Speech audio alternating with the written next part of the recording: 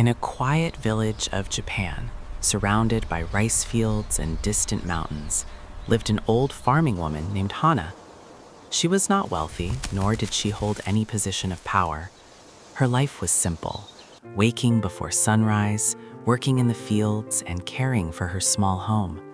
The villagers respected her quiet nature. She rarely complained, and she always greeted others with a gentle bow. Hana had one son, Taro. He was young, strong, and full of pride. From childhood, she taught him the values of hard work and kindness. "A seed grows slowly," she would say.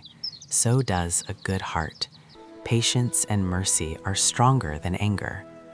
For many years, life in the village remained peaceful. But one harvest season, a conflict arose. Taro and another young villager, Sora, argued over a small boundary of land near the river. Both believed the land belonged to them. Words were exchanged, voices grew loud. Pride overshadowed understanding. One afternoon, in a moment of heated anger, Sora struck Taro with a bamboo staff. Taro fell to the ground, injured and humiliated. The village gasped. Such violence was rare. Taro's friends rushed to help him, and anger spread like wildfire. Taro wanted revenge. His eyes burned with rage. "Mother," he said, clenching his fists, "I cannot forgive him. He must pay for what he did." Hana looked at her son. She saw the pain in his eyes and the dangerous fire of hatred. She remembered her own lessons about life. Revenge, she knew, was like drinking poison and expecting the other person to suffer. "Taro," she said softly, placing a hand on his shoulder, "anger will only hurt you. If you carry hatred in your heart, it will grow. It will change you. But if you choose mercy, you will find peace." Taro frowned. "But he hurt me. Should I just pretend it never happened?" Hana shook her head. "You do not need to forget, but you must decide what you will carry inside your heart.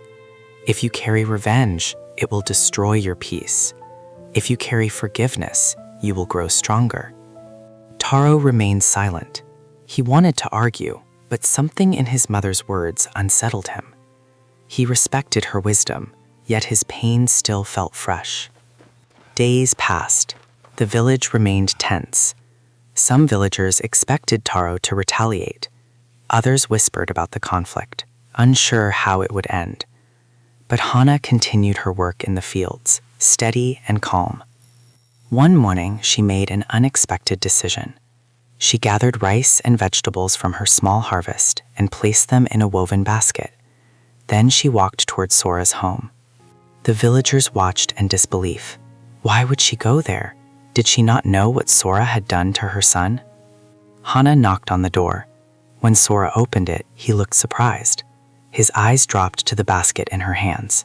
He said nothing. Hana bowed slightly, a traditional sign of respect. "I brought food," she said, "not because I forget what happened, but because I wish for peace." Sora stared at her. His hands trembled. He expected anger, not kindness. He expected punishment, not mercy. For a long moment, he remained silent. Then slowly, he bowed his head. "I am sorry," he whispered. "I lost control." Hana placed the basket in his hands. Mistakes are part of being human. What matters is what we do after. News of her actions spread quickly. Some villagers were confused. Others admired her courage. But the greatest change happened in Taro's heart. When he heard what his mother had done, he was shocked. "Mother," he said later that evening, "why did you help him? He hurt me." Hana looked at her son with calm eyes. "Because I do not want hatred to rule our lives. If we answer violence with violence, the cycle never ends. Someone must choose to stop it." Taro lowered his gaze. He struggled with his feelings. Forgiveness did not come easily, but he began to understand his mother's wisdom. Revenge might feel powerful in the moment, but it solved nothing. Days turned into weeks. Sora visited Taro and apologized again. This time Taro listened. He did not forgive immediately, but he did not refuse either. Healing takes time. The tension in the village slowly faded. People returned to their daily lives. The conflict became a lesson, a reminder that pride and anger can destroy relationships, while mercy can rebuild them. Hana continued to work in the fields. The villagers watched her with new respect. They realized that true strength was not in fighting back, but in choosing kindness. It was easy to respond to anger with anger. It was far harder to respond with understanding. Years passed. The village remained peaceful. Taro became a kind and fair man, sharing his mother's lesson of forgiveness. Hana's compassion changed lives. She taught that real strength is choosing understanding. Revenge keeps pain alive. Mercy ends it. Hana chose mercy, and that choice became her legacy. Thanks for watching. Please subscribe my channel.